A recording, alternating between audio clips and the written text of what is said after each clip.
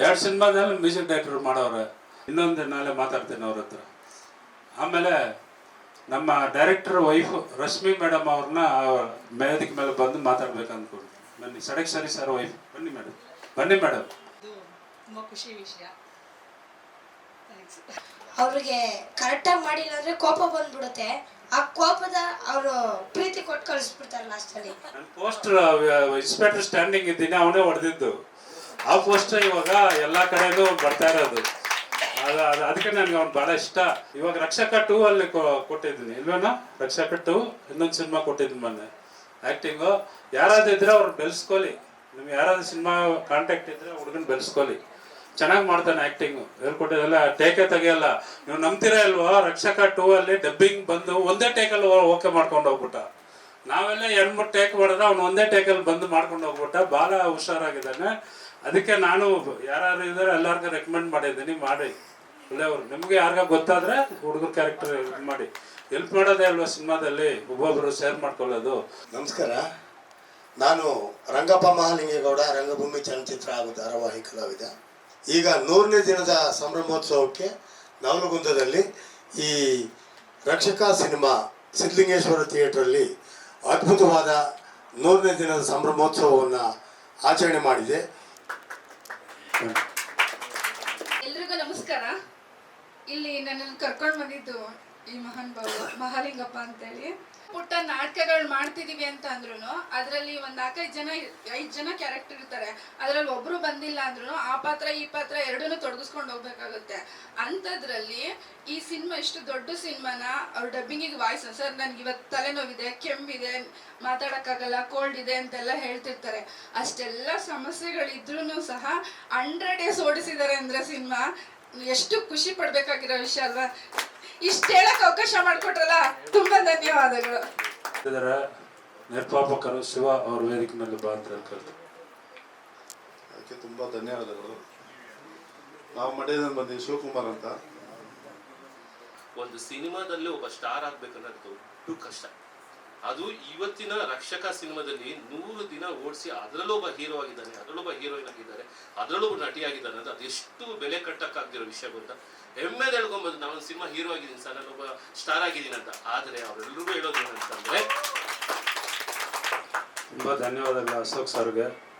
ಅದು ಅವರವರ ತಿಳ್ಕೊಬೇಕು ಸರ್. ನಾವೇನಾದರೂ ಮಾತಾಡಿದ್ರೆ ಅವ್ರ ಮನಸ್ಸು ನೋಯಿಸುತ್ತೆ. ಅದಕ್ಕೆ ನಾನು ಏನೂ ಮಾತಾಡಿಲ್ಲ. ಅವ್ರವ್ರು ತಿಳ್ಕೊಂಡ್ರೆ ಅವ್ರಿಗೆ ಫ್ಯೂಚರ್ ಇರುತ್ತೆ. ಅವಕಾಶ ಕೊಟ್ಟು ಅವ್ರು ನೆನೆಸ್ಕೋಬೇಕು ಯಾವತ್ತೂ. ಅದು ಇವಾಗೆಲ್ಲ ನೆನೆಸ್ಕೊಳ್ಳಲ್ಲ ಬಿಡಿ, ಟೇಕ್ ಇಟ್ ಈಸ್ ಪಾಲಿಸ್ ಆಗೋಗಿದೆ ಇವಾಗೆಲ್ಲ. ನಾವು ನನ್ನ ಸ್ಟೋರಿ ಫಸ್ಟ್ 25 ದಿವಸನೇ ಹೇಳಿದ್ದೀನಿ. ಸ್ಕ್ರೀನಲ್ಲಿ ಒಂದೇ ಒಂದು ಸೀನ್ ನಿಂತ್ಕೋಬೇಕಾದ್ರೆ ಎಷ್ಟು ಕಷ್ಟ ಬಿದ್ದೆ. ಡೈಲಾಗ್ ಇಲ್ಲ, ಏನಿಲ್ಲ. ಒಂದೇ ಒಂದು ಸೀನ್ ಬರ್ಬೇಕಂದ್ರೆ ವಿತೌಟ್ ಡೈಲಾಗ್ ಈ ಥರ ಬರ್ಬೇಕಂದ್ರೆ ಎಷ್ಟು ಕಷ್ಟ ಬಿದ್ದು ಗೊತ್ತಾ. ಅದು ಕಣ್ಣೆಲ್ಲ ರಕ್ತ ಬರುತ್ತೆ ನಾವು ಹೇಳ್ಕೊಂಡ್ರೆ. ಇವಾಗ ನಿಮ್ಗೆಲ್ಲ ಕಷ್ಟ ಗೊತ್ತಾಗಿಲ್ಲ, ಬಂದ್ರೇ ಸಹನ್ ಸಿಗುತ್ತೆ. ಇವಾಗ ಡಿಜಿಟಲ್ ಪೀರಿಯಡ್ ಇವಾಗಲ್ಲ. ಇವಾಗ ನೀವು ಯಾರಿಗೂ ಹೋಗಂತ ಎದುರಿನ ಬಂದರೂ ಕೂಡ ಅವ್ನು ಕೇರ್ ಮಾಡಲ್ಲ. ಆ ಥರ ಆಗೋಗಿದೆ ಇವಾಗ. ಅದೆಲ್ಲ ನಿಮಗೆ ನಾನು ಇವತ್ತು ಹೇಳ್ತೀನಿ, ಇಲ್ಲಿ ಜಾಗದಲ್ಲಿ ಕುತ್ಕೊಂಡು ಇಷ್ಟು ಕಷ್ಟ ಬಿದ್ದು ಸ್ಟೇಜಿಗೆ ಬಂದೆ ಅಂದರೆ ಸಾಧಾರಣದಿಂದ ಬಂದಿಲ್ಲ ನಾನು. ಅದು ನಿಮಗೆ ಗೊತ್ತಾಗುತ್ತೆ, ಒಂದೊಂದು ನೋವು ನಿಮಗೆ ಗೊತ್ತಾಗಿರುತ್ತೆ. ಫಸ್ಟಿಂದ ತಪ್ಪನೇ ಇದೆ. ಒಬ್ಬೊಬ್ರಿಗೆ ಅವಕಾಶ ಕೊಡಲಿ. ನಾವು ಹೋಗಿ ಒಂದೊಂದು ಸಿನಿಮಾ ಆಫೀಸಲ್ಲಿ ನಿಂತ್ಕೊಂಡು ಒಂದೊಂದು ಸ್ಟೇಟಲ್ಲಿ ಒಂದೊಂದು ಭಾಷೆ ಕಲ್ಕೊಂಡು ಹೋಗಿ ನಿಂತ್ಕೊಂಡು ಒಬ್ಬನು ಒಂದು ಚಾನ್ಸ್ ಕೊಟ್ಟಿಲ್ಲ.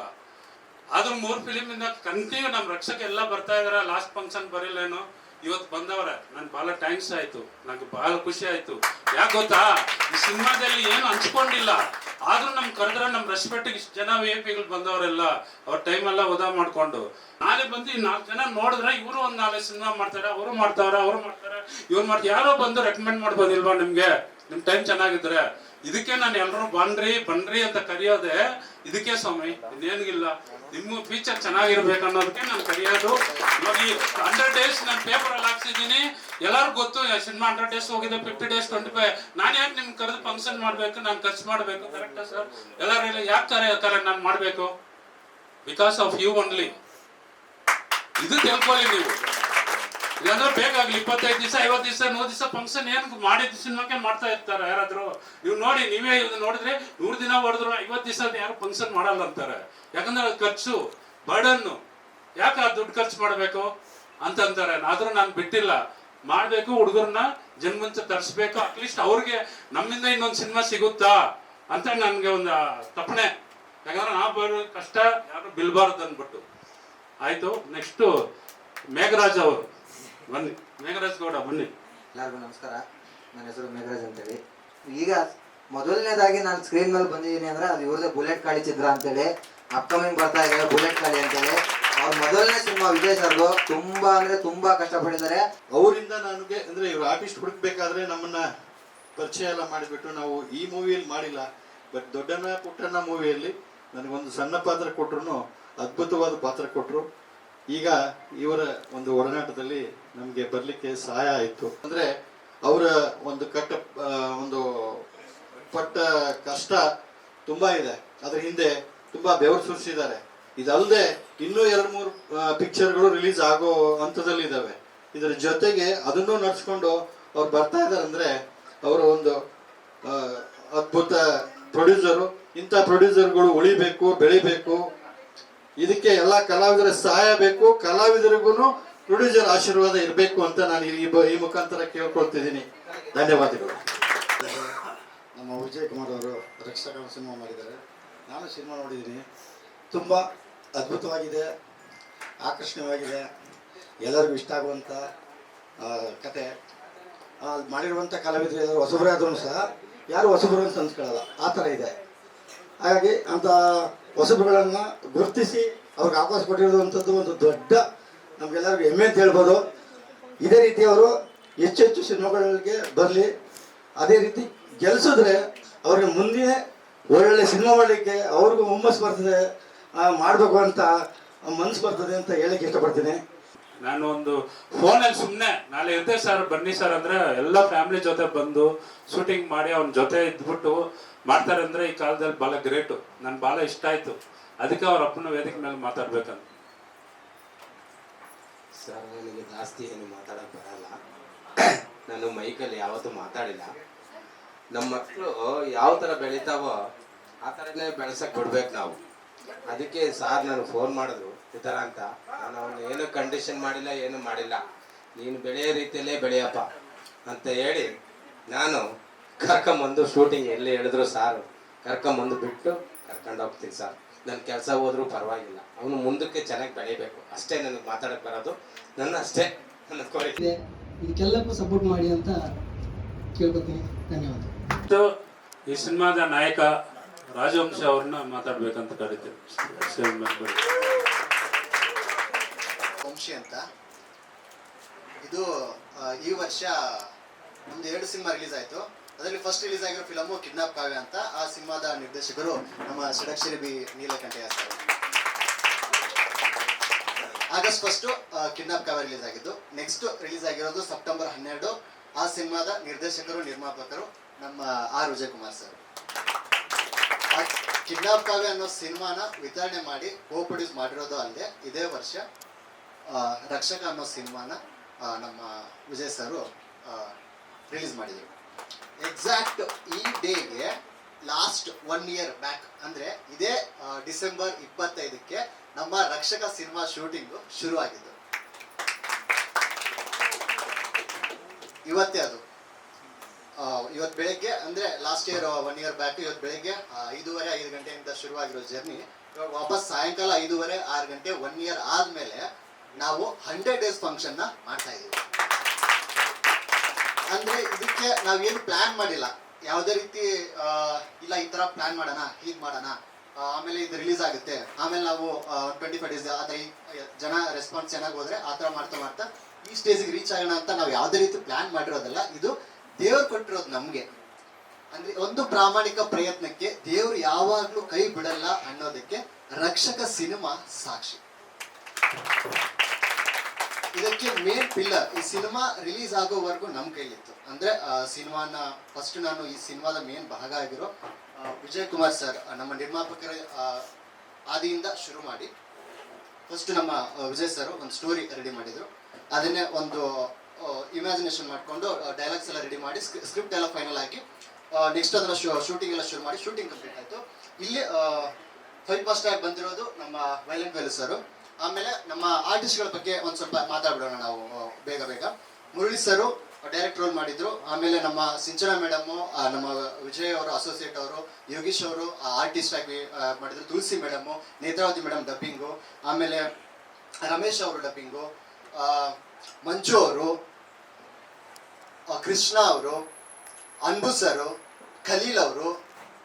ನಮ್ಮ ಇದುವರೆಗೂ ಒಂದು 25 ಡೇಸ್ ಮತ್ತು 50 ಡೇಸ್ ಎರಡು ಫಂಕ್ಷನ್ ಅಲ್ಲೂ ನಾನು ನಮ್ಮ ಮ್ಯೂಸಿಕ್ ಡೈರೆಕ್ಟರ್ ಸಾಯಿ ಪ್ರಜ್ವಲ್ ಅವ್ರ ಬಗ್ಗೆ ಮಾತಾಡಿರಲಿಲ್ಲ. ಅವರು ಎನಿ ಟೈಮ್ ಇಲ್ಲಿರೋ ಬೇರೆ ಪ್ರೊಡ್ಯೂಸರ್ ನಾನು ಹೇಳೋದಕ್ಕೆ ಇಷ್ಟಪಡ್ತೀನಿ, ಎನಿ ಟೈಮ್ ಫೋನ್ ಮಾಡಿದ್ರೆ ಕಾಲ್ ರಿಸೀವ್ ಮಾಡುವಂತ ಒಬ್ಬ ಮ್ಯೂಸಿಕ್ ಡೈರೆಕ್ಟರ್. ನೀವು ಎನಿ ಟೈಮ್ ಅವ್ರಿಗೆ ಫೋನ್ ಮಾಡ್ಬೋದು. ನೈಟ್ 1 ಗಂಟೆ 2 ಗಂಟೆ ಫೋನ್ ಮಾಡಿದ್ರೆ ಪಾಪ ಅವರು ಕೆಲಸದಲ್ಲಿ ಇದ್ರೆ ನೀವೇನೋ ಒಂದು ಹೇಳಿರ್ತೀರಲ್ವಾ, ಅದನ್ನ ಅವರು ಆ ಟೈಮಿಗೆ ಕೊಡುವಂತ music director. Thank you Sai Prajwal ಅವರೇ. ಪ್ರೊಡ್ಯೂಸರ್ ಹೇಳಿದ್ದಾರೆ ನಿಮ್ಮ ಬಗ್ಗೆ ಈ ಸಿನಿಮಾದ ಪ್ರಾಣ ಅಂತ. Thank you. ಒಂದು ಸಿನಿಮಾ 100 ದಿನ ಓಡೋದು ಸಾಮಾನ್ಯ ಅಲ್ಲ. ತುಂಬಾ ಅಂದ್ರೆ ತುಂಬಾ ಅದರಿಂದ ತುಂಬಾ ಸ್ಟ್ರಗಲ್ ಇರುತ್ತೆ. ಅದರಲ್ಲೂ ನವಲ್ಗುಂದ ನನ್ನ ಊರದು, ನಾನು ಹುಟ್ಟಿ ಬೆಳೆದಿರೋ ಊರದು ನವಲ್ಗುಂದ.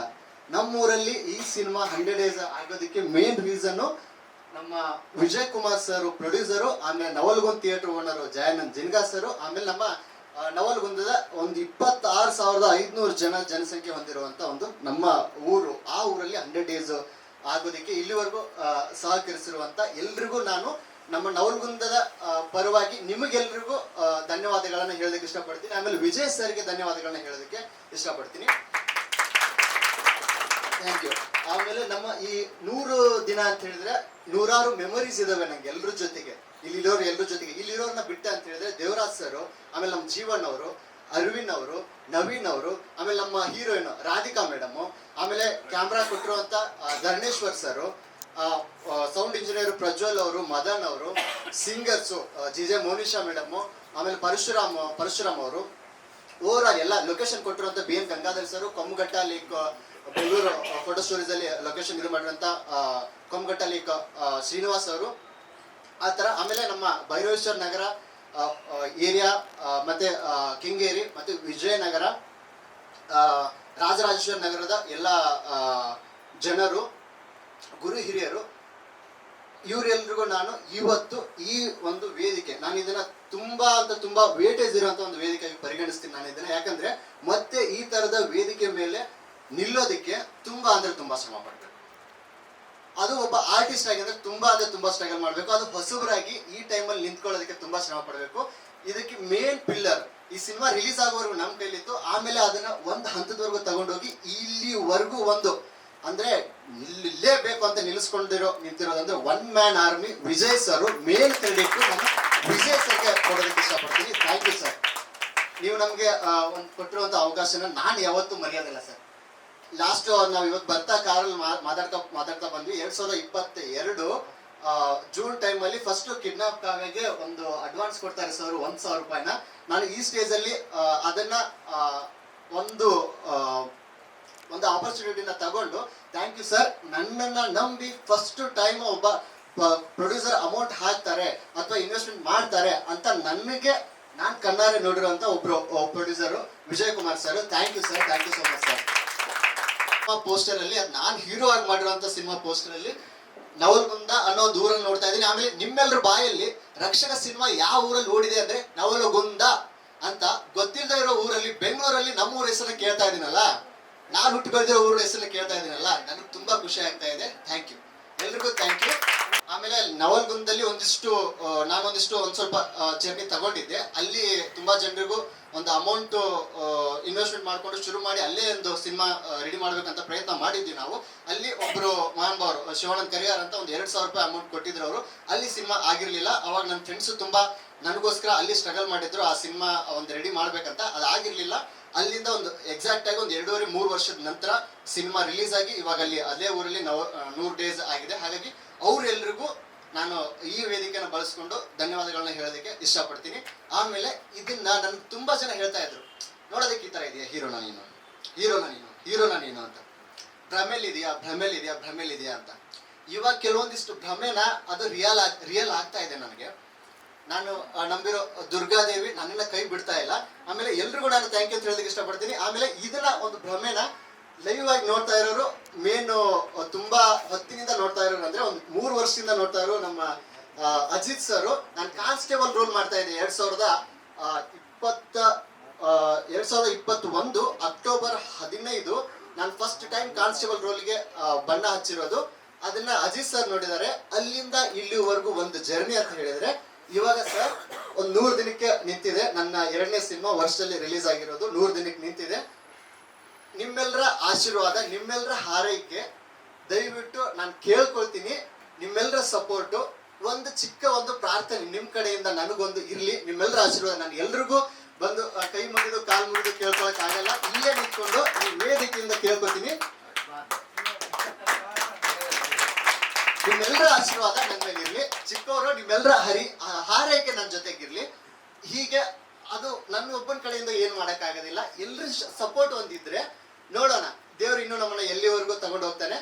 ನಿಮ್ಮೆಲ್ಲರ ಶಕ್ತಿ ಅಂದ್ರೆ ಎಲ್ರದ್ದು ಒಂದು ಸಪೋರ್ಟ್ ಇದ್ರೆ ನೀವು ಇಷ್ಟಪಡುವಂತ ಅಂದ್ರೆ ನಮ್ಮೂರ ಹೆಸರನ್ನ ತಂದು ಇಲ್ಲಿ ಹೇಳ್ತಾ ಇದೀನಲ್ವಾ, ಇಲ್ಲಿ ಹೆಸರನ್ನ ಇಲ್ಲಿಯವರ ಜನರನ್ನ ಇನ್ನೊಂದ್ ಕಡೆ ಹೇಳೋದಿಕ್ಕೆ ನಿಮ್ಮೆಲ್ಲರ ಹಾರೈಕೆ, ನಿಮ್ಮೆಲ್ಲರ ಸಪೋರ್ಟ್ ನಂಗೆ ಬೇಕು. ಸಾಧ್ಯ ಆದಷ್ಟು ನಮ್ಗೆ ಎಷ್ಟಾಗುತ್ತೋ ಅಷ್ಟು ಟ್ರೈ ಮಾಡಿ ಇನ್ನೊಂದು ಹಂತಕ್ಕೆ ಹೋಗೋದಕ್ಕೆ ನನ್ನ ಪ್ರಾಮಾಣಿಕ ಪ್ರಯತ್ನನ ನಾನು ಮಾಡ್ತೀನಿ.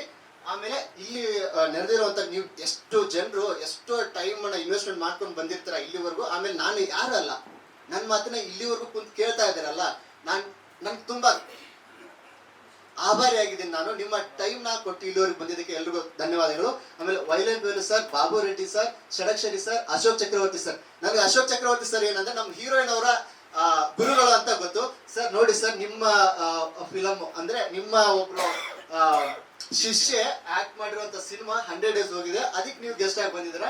ಅದನ್ನ ನಾನು ವಿಟ್ನೆಸ್ ಮಾಡ್ತಾ ಇರೋದು ನನಗೆ ತುಂಬಾ ಖುಷಿ ಆಗ್ತಾ ಇದೆ. ನಮ್ಮ ಹೀರೋಯಿನ್ ಬಗ್ಗೆ ನಮ್ಗೆ ಇನ್ನೊಂದು ಸ್ವಲ್ಪ ಹೆಮ್ಮೆ ಮೂಡ್ತಾ ಇದೆ. Thank you sir, thank you.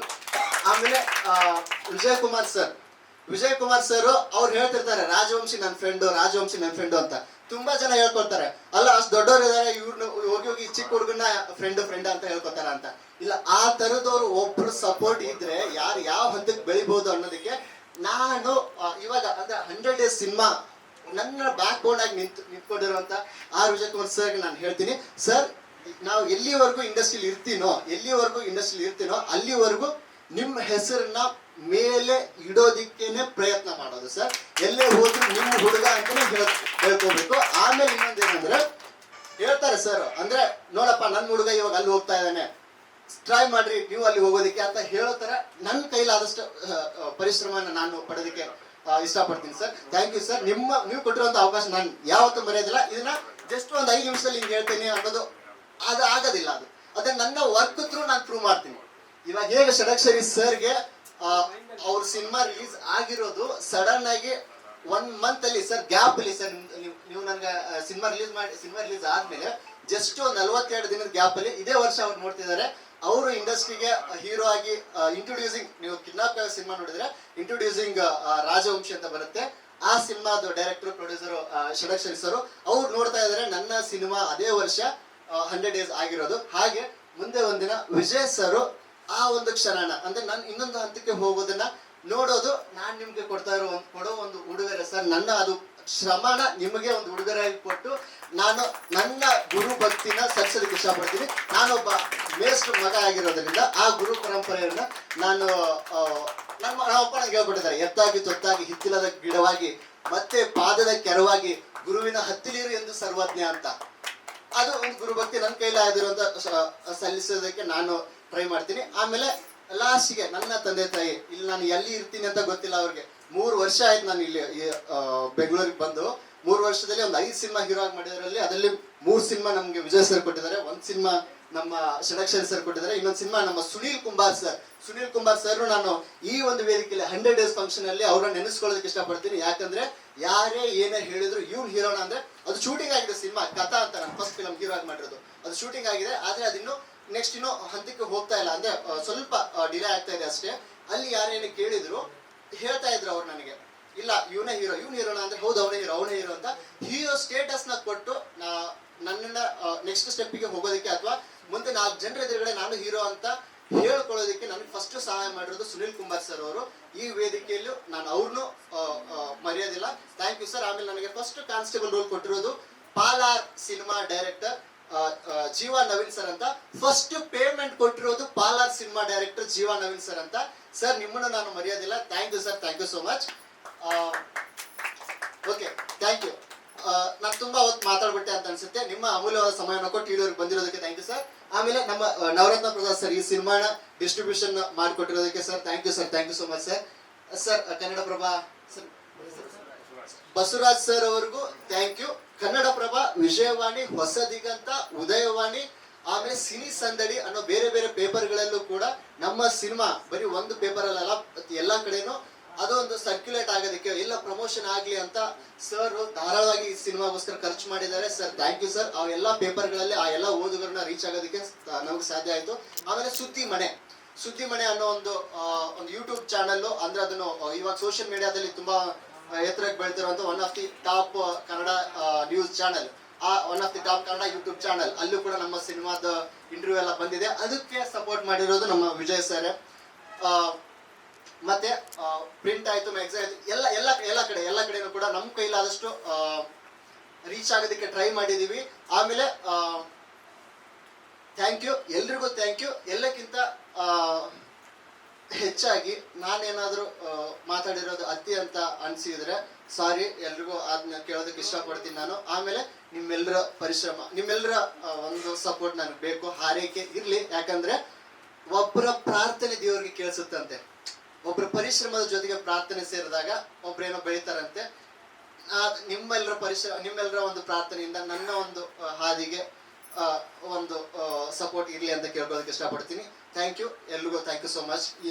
ಅದಕ್ಕೆ ನಿಮ್ಮ ಫಿಲಮ್ 100 ದಿವಸ ಓಡಿದೆ ಅಂದ್ರೆ ತುಂಬ ಸಂತೋಷ ಆಯ್ತು ಸರ್. ನಿಮ್ಗೆ ನೋಡಬೇಕು ಅಂತ ಊರಿಗೆ ಹೋಗ್ಬೇಕಾಯ್ತು, ಆದರೂ ನಿಮ್ಗೆ ನೋಡಬೇಕು ಅಂತ ಬಂದೆ ಸರ್. ತುಂಬ ಥ್ಯಾಂಕ್ಸ್ ಸರ್. ವಿತ್ ನಾನು ವಿಜಯ್ ಸರ್ದಲ್ಲಿ ಬುಲೆಟ್ ಖಾಲಿ ಅಂತ ಒಂದು ಮೂವಿ ಮಾಡ್ತೀನಿ. ಬಟ್ ಈಗ ಏನು ರಕ್ಷಕ ಆ ಮೂವಿ 100 days ಓಡಿದೆ ಅಂತ ಹೇಳ್ತಾರಲ್ವಾ, ಅದಕ್ಕೆ ಶ್ರಮ ಎಷ್ಟಿದೆ ಅಂತಂದ್ರೆ ಒಬ್ಬ ಟೆಕ್ನಿಷಿಯನ್ ಆಗಿ ನಾವೇನು ಹೊರಗಡೆ ನಿಂತು ಮಾಡ್ತೀವಲ್ವಾ, ಚಳಿನಲ್ಲಿ ನೀರಿರಲ್ಲ, ಒಳಗಡೆ ಕುಡಿಯೋ ನೀರಿರಲ್ಲ, ಬಿಸಿಲಿರುತ್ತೆ, ಊಟ ಕರೆಕ್ಟಾಗಿರಲ್ಲ, ನಿದ್ದೆ ಮಾಡಿರಲ್ಲ. ಆದರೆ ನಾವು ಕಂಟೆಂಟ್ನ ಒಂದು ಫ್ಲೋ ಮಾಡಬೇಕು, ಆ ಕಂಟೆಂಟ್ನ ತಗೊಳ್ಬೇಕು. ನಾವು ಹಾಗೇನೆ ರಕ್ಷಕ ಮೂವಿ ಒಂದು ದೊಡ್ಡ ಮಟ್ಟದಲ್ಲಿ ಒಂದು 100 days ಆಗಿದೆ, ಎಲ್ಲೋ ಒಂದು ಪ್ರದೇಶದಲ್ಲಿ ಯಾವುದೋ ಒಂದು ಥಿಯೇಟರ್ನಲ್ಲಿ ಆಗಿದೆ ಅಂತಂದ್ರೆ ಏನೀಗ ಸರ್ ವಿಜಯ್ ಸರ್ ಇದಾರಲ್ಲ ಅವರ ಶ್ರಮ. ಟೈಟಲ್ ರೋಲ್ ಮಾಡಿದ್ದೀನಿ, ರಕ್ಷಕ police officer plus director come producer ಎಲ್ಲ. ಇದು ನಾನು ಎಲ್ರಿಗೂ ಧನ್ಯವಾದ. ಯಾಕೆ ಗೊತ್ತಾ, 4 ಅವರ್ ಬಂದು ನಮ್ಮ ಮಾತುಗಳೆಲ್ಲ ಕೇಳಿ ಕುತ್ಕೊಂಡು ನಮ್ಮ ಮಾತುಗಳು ಕೇಳಿದ್ದಕ್ಕೆ ನಿಮಗೆ ಏನು ಹೇಳೋದು ಗೊತ್ತಿಲ್ಲ. ಥ್ಯಾಂಕ್ಸ್ ಎಲ್ರಿಗೂ ಥ್ಯಾಂಕ್ಸ್.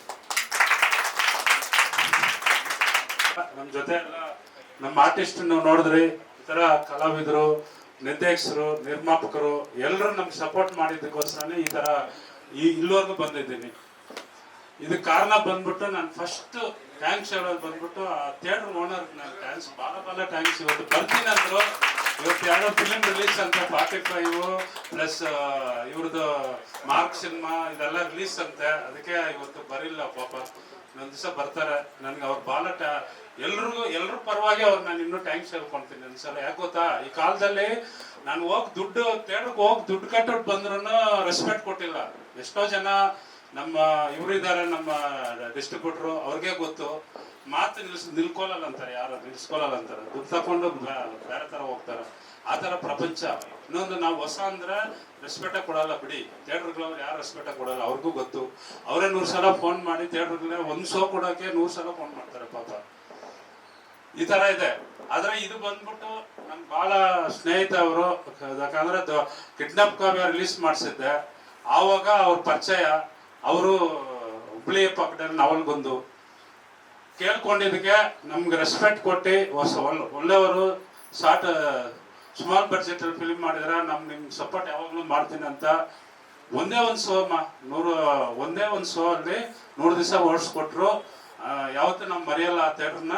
ನಮ್ಗೆ ಯಾವ ಸಿನಿಮಾ ಬಂದ್ರೂ ಆ ಥಿಯೇಟ್ರ್ ಕೊಡ್ತೀವಿ. ಅವ್ರು ಓಡಿಸ್ತೀರ ಅಟ್ಲೀಸ್ಟ್ ಒಂದು ದಿವಸ ಆದರೂ ಓಡಿಸ್ತಾರ ಸಾಕಂತ ನಮಗೆ ಒಂದು ನಂಬಿಕೆ ಬಂದಿದೆ. ಯಾಕೆ ಗೊತ್ತಾ, ಇವತ್ತು ಚಿಕ್ಕ ಸಿನಿಮಾಗಳು ಯಾರು ಬಂದದ್ದು ಥಿಯೇಟ್ರಿಗೆ ಕೊಡಲ್ಲ ರೀ, ಯಾರು ಬಂದು ನೋಡೋದೇ ಇಲ್ಲ ರೀ.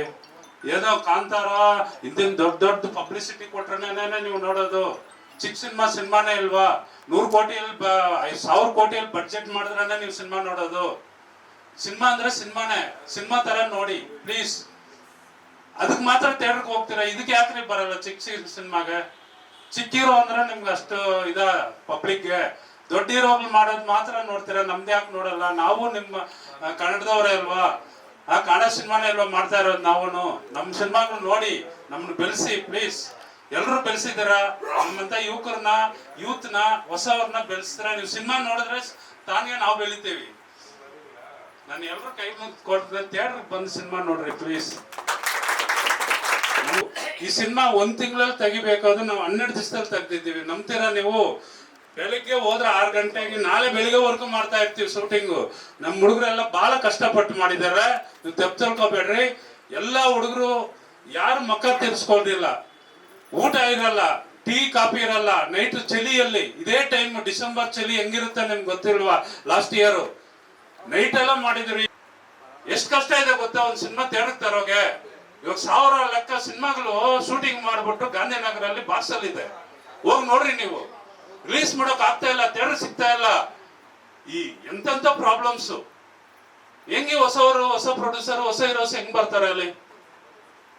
ಈ ತರ ಇದೆ ಪ್ರಪಂಚ. ಈ ಸಿನಿಮಾ ಇವಾಗ ಸಿನಿಮಾ ಫೀಲ್ಡ್ ಹಂಗಿದೆ. ಯಾರು ರೆಕಮೆಂಡೇಶನ್ ಯಾರು ಇದನ್ನ ಅವ್ರಿಗೆ ಮಾತ್ರ ಥಿಯೇಟರ್ ಕೊಡ್ತಾರೆ, ಒಬ್ಬೊಬ್ರೆ ಥಿಯೇಟರ್ ಆಕ್ಯುಪೈ ಮಾಡ್ಕೊಂತಾರೆ. ಇನ್ ಬೇರೆಯವರೆಲ್ಲ ಸಿನಿಮಾ ತೆಗಿಯೋರು ಸಿನಿಮಾ ಅವ್ರು ಇಲ್ವಾ? ಹೇಳಿ ನೀವೇ. ಅವ್ರ ಸಿನಿಮಾ ಇವತ್ತು ಈ ವರ್ಷ ಬಂದು 256 ಸಿನಿಮಾ ಬಂದಿದೆ. ಕನ್ನಡ ಸಿನಿಮಾ ರಿಲೀಸ್ ಆಗಿದೆ 1 ವರ್ಷದಲ್ಲಿ. 256 ಸಿನಿಮಾಗೆ ಎಷ್ಟು ಸಿನಿಮಾ ಹಿಟ್ ಆಗಿದೆ ನೀವೇನಲ್ಲಿ? ಎಷ್ಟು ಸಿನಿಮಾ ಥಿಯೇಟರ್ ಕೊಟ್ಟವ್ರ ಕೇಳಿ. ಒಂದ್ ಶೋ ಕೊಡಕ್ಕೆ ಎಷ್ಟು ಕಷ್ಟ ಬೀಳ್ಬೇಕು ಗೊತ್ತಾ? ಒಂದ್ ಶೋ ಕೊಟ್ಟಾಗೆ ಎಷ್ಟು ಅಡ್ವಾನ್ಸ್ ಕೊಡ್ಸಿದ್ದೀವೋ ಸಾರ್ ಗೊತ್ತು. ಒಂದ್ ಶೋ ಓಡ್ಸಕ್ಕೆ ನಾನ್ ಕನ್ನಡ ಪ್ರಾಣ ಕೊಡ್ತೀನಿ ಅಂತಾರೆ. ಕನ್ನಡದವ್ರಿಂದಾನೇ ಕನ್ನಡ ಸಿನಿಮಾ ಹೋಗ್ತಾ ಇಲ್ಲ. ಒಬ್ರು ಬಂದು ಥಿಯೇಟರ್ ಕೇಳಲ್ಲ, ಯಾಕ್ರಿ ಕನ್ನಡ ಸಿನಿಮಾ ಥಿಯೇಟರ್ ಕೊಡಲ್ಲ ಅಂತ. ಇವತ್ತು ಬೇರೆ ಭಾಷೆಗಳು 100 ಥಿಯೇಟರ್ 1000 ಥಿಯೇಟರ್ ಕೊಡ್ತೀರಾ ಬೆಂಗಳೂರಲ್ಲಿ, ನಮ್ಗೆ ಯಾಕ್ರಿ ಕನ್ನಡ ಸಿನಿಮಾ ಕೊಡಲ್ಲ? ನಾವೇನ್ 100 ಥಿಯೇಟರ್ ಕಲ್ತೀವಿ, 10 ಥಿಯೇಟರ್ ಕೊಡಿ ಸಾಲಿ ಸರ್. ಬೆಂಗಳೂರಲ್ಲಿ 2 ಥಿಯೇಟರ್ ಕೊಡಿ, ಬೇರೆ ಊರಲ್ಲಿ ಒಂದ್ ಶೋ ಕಲ್ತೀವಿ. ಒಂದ್ ಶೋ ಯಾಕೆ ಕನ್ನಡ ಸಿನಿಮಾ ಕೊಡಲ್ಲ ನೀವು? ಹೋಗಿ ಫೋನ್ ಮಾಡಿ ಗಲಾಟೆ ಮಾಡಿದ್ರೆ ಆಮೇಲೆ ಏನು ನಾಳೆ ಸಿನಿಮಾ ಅಂದ್ರೆ ಇವತ್ತು 6 ಗಂಟೆಗೆ 7 ಗಂಟೆಗೆ ಬಂದು ಅಪ್ಲೋಡ್ ಮಾಡ್ತಾರೆ ಬುಕ್ ಮೈ ಶೋ. ಅದೇ ಬೇರೆ ಸಿನಿಮಾದ 15 ದಿವಸ 20 ದಿವಸ 1 ತಿಂಗಳು ಮುಂಚೆನೆ ಮಾಡ್ತಾರೆ ಅಡ್ವಾನ್ಸ್ ಬುಕಿಂಗ್. ಇದು ಯಾರು ಕೇಳ್ತಾರೆ ಹೇಳಿ? ನೀವು ಕೇಳ್ಬೇಕ್ರಿ, ಹಾಕ್ರಿ. ಇವಾಗ ಬಂದು ಇದರಿಂದ ಏನಾದ್ರೂ ಮಾಡ್ಬೋದು, ಕರೆಕ್ಟಾ? ಎಂತ ಕೊಂಬನ್ನು ಕೆಳಗೆ ಬೆಳೆಸಬಹುದು. ಇದು ನಿಮ್ ಆಯ್ದೆ ಇದೆ ನಿಮ್ ಇದ್ರಲ್ಲಿ ಹಾಕ್ರಿ. ಕನ್ನಡ ಬೆಳೆಸಿ, ಕನ್ನಡ ಸಿನಿಮಾ ಉಳಿಸಿ ಅಂತ ಕೇಳ್ಕೊಂತ ಇದ್ದೀನಿ. ಜೈ ಹಿಂದ್, ಜೈ ಕನ್ನಡ. ಆದ್ರೂ ನಮ್ಮ ಹುಡುಗರಿಗೆ ಒಂದು ಫ್ಯೂಚರ್ ಇರ್ಬೇಕು.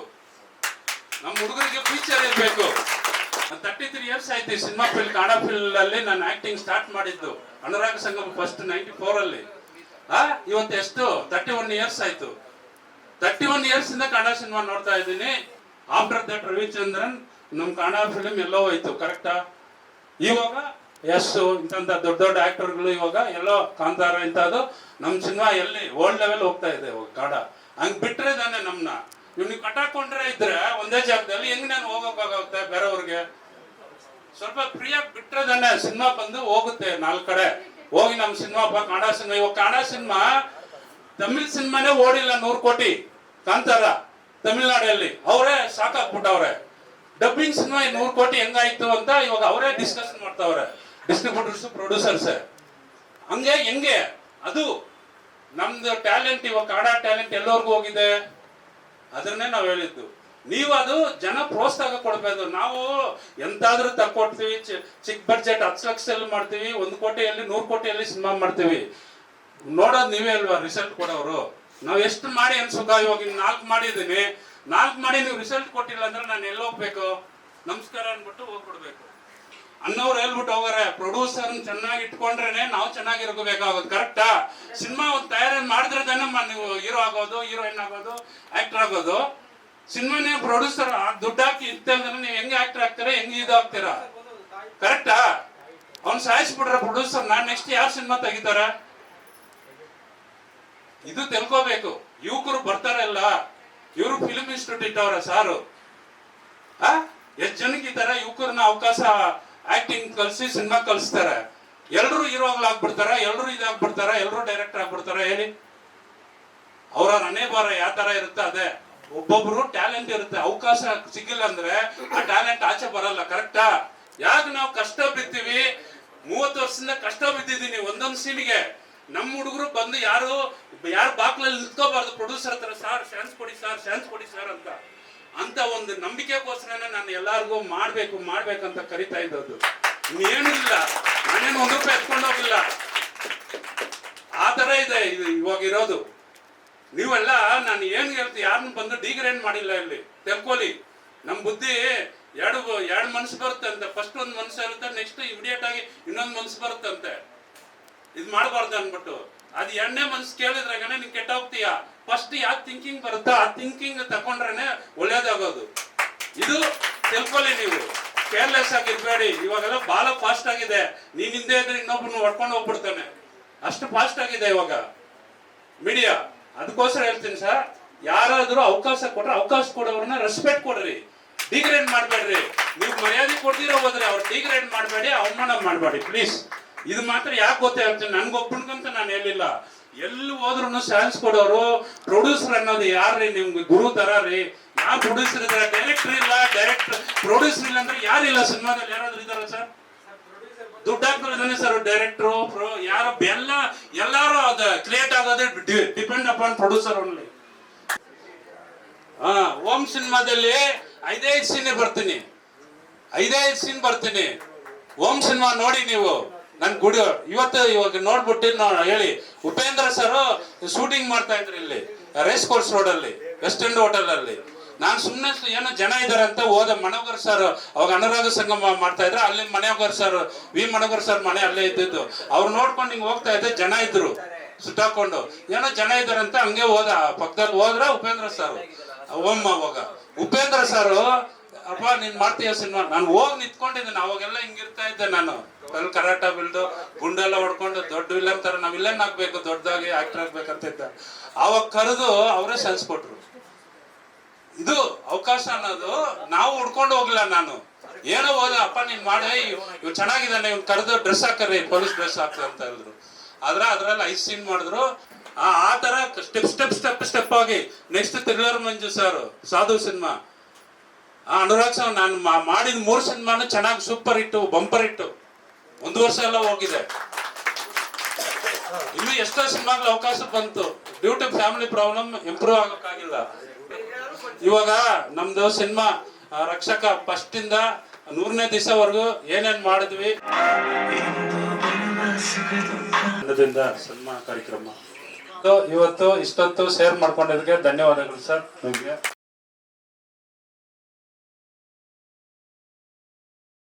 ಆಮೇಲೆ ನಾವು ಯಾವ ಸಿನಿಮಾ ತೆಗೆದ್ರು ನಮ್ಮ ಜೊತೆಯಲ್ಲಿ ಇರ್ತಾರೆ. ಒಂದು ಫ್ರೆಂಡು, ಒಂದು ಆತ್ಮ ಸ್ನೇಹಿತರು ನಮ್ಮ ಷಡಕ್ಷರಿ ಸರ್ ಅವ್ರನ್ನ ವೇದಿಕೆ ಮೇಲೆ ಬರ್ತಾ ಇರ್ತಾರೆ. ಯಾಕೆ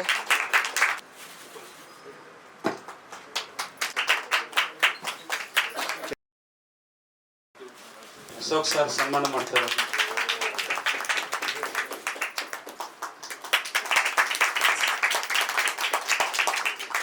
ನಿಮ್ ಪರವಾಗಿ ಯಾಕೆ ಗೊತ್ತಾ ನಾನು ನಿಮ್ಮ ಹತ್ರ ಜಗಳ ಮಾಡಿರೋದು? ಸಿನಿಮಾ ಚೆನ್ನಾಗಿ ಬರ್ಬೇಕು, ನನಗೆ ಅವಕಾಶ ಕೊಡಿ. ನಮ್ಮ ಥಿಯೇಟರ್ ಅಲ್ಲಿ ನಮ್ಮ ಸಿನಿಮಾ ಓಡಿಸೋದಕ್ಕೋಸ್ಕರನೇ, ನಮ್ಗೇನು ಭೇದ ಅಭಿಪ್ರಾಯ ಇಲ್ಲ. ಕರೆಕ್ಟಾ? ಬನ್ನಿ ಸರ್.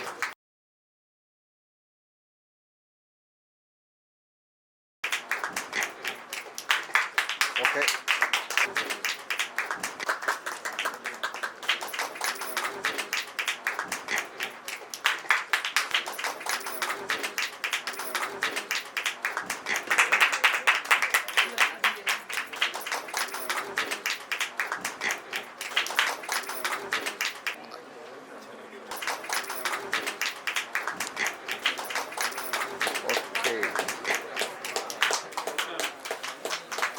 ಒಳ್ಳೆ ಆಕ್ಟ್ರು. ನಮ್ಗೆ ಬುಲೆಟ್ ಕಾಲಿಗೆ ಈ 15 ದಿವಸ ಶೆಡ್ಯೂಲ್ ಅಲ್ಲಿ ಇವ್ರು ಇಲ್ಲ ಅಂದ್ರೆ ನಾವು ಮಾಡಕ್ ಆಗ್ತಾ ಇರ್ಲಿಲ್ಲ. ಬಹಳ ಧನ್ಯವಾದಗಳು.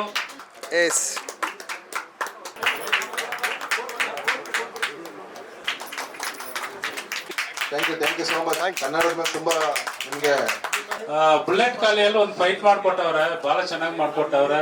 ಜಂಪ್ ಎಲ್ಲ ಸಿನಿಮಾ ಬಂದ್ಮೇಲೆ ನೋಡಿ. ರಕ್ಷಕ ಸಿನಿಮಾ ತಂಡದ ವತಿಯಿಂದ ವಿಜಯ್ ಸರ್ಗೆ ಸನ್ಮಾನ.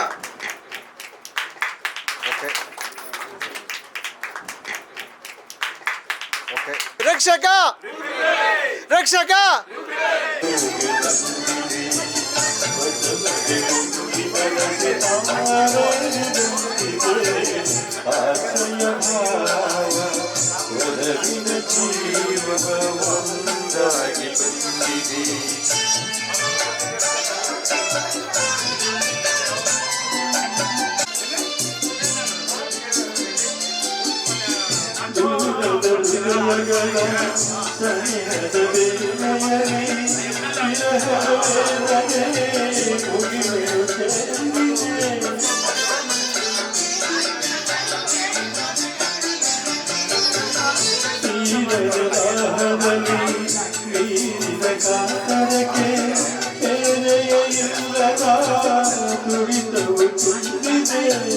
ಯಾವುದು ಮೋಡಿಯಲಿ ಲೋಕವೆಲ್ಲತಿ ಹಾಡಿದೆ ಪ್ರೇಮದ ಚೋರಿ ಬಾಳಲಿ ಕೂಡಿ ಹಾಯಾಗಿ ಹಾಡಿದೆ ಹೊಸಬಗೆ ಗುಂಪಿನ ರಸಿತಾರೇರಿದೆ ಆಸೆಯ ಭಾವ ಒಲವಿನ ಜೀವವಾಗಿ ಬಂದಿದೆ. Thank you. ಎಲ್ರಿಗೂ ಈ ರಕ್ಷಕ 100 ಡೇಸ್ ಕಾರ್ಯಕ್ರಮಕ್ಕೆ ಬಂದಿದೆ ಎಲ್ರಿಗೂ ನಮ್ಮ ಮನಸ್ಪೂರ್ವವಾಗಿ ಧನ್ಯವಾದಗಳು ತಿಳ್ಕೊಳ್ತಾ ಇದ್ದೀನಿ. ನಮ್ಮ ಚಿತ್ರತಂಡದಿಂದ, ನಿಮ್ಮ ರಕ್ಷಕ ಚಿತ್ರತಂಡದಿಂದ ಎಲ್ರಿಗೂ ಮತ್ತೊಂದು ಸಾರಿ ಧನ್ಯವಾದಗಳು. ಜೈ ಹಿಂದ್, ಜೈ ಕರ್ನಾಟಕ.